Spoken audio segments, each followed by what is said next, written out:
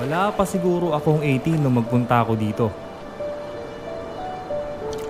At malay ko ba, nasa ilang araw na nagbakasyon kami dito sa Santo Tomas, ay ma-experience ko ang mga bagay na hindi ko na makakalimutan habang buhay.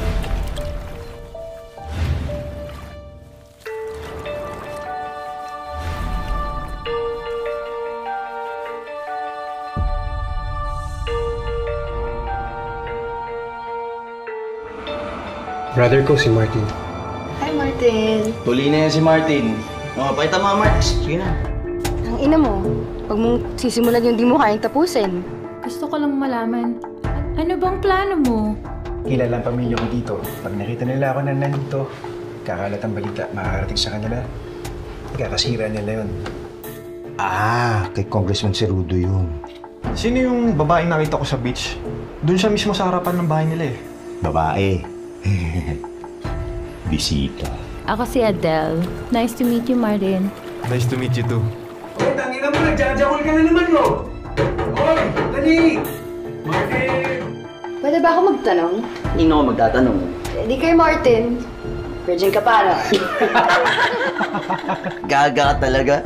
Nireto sa'yo yung kuya, minules sa'yo yung baby brother. Boy, hindi na baby yun. Makakagawa na ng baby yun, no?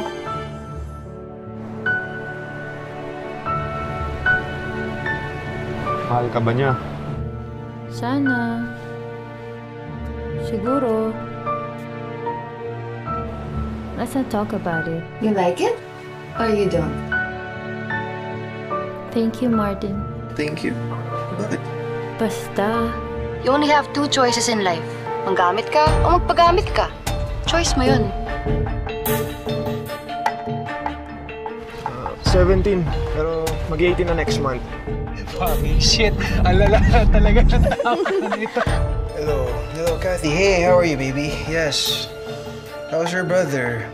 Kung may nararamdaman man siya, di niya ito sinabi. Alam mo, kilala kasi namin yung nakatira dyan. And yan, flavor of the month lang yan ng anak ni Congressman. Given the chance. Pa-fuck mo ba ako? Kung mahal mo ko, ipakita mo. Don't make me promises you can't keep.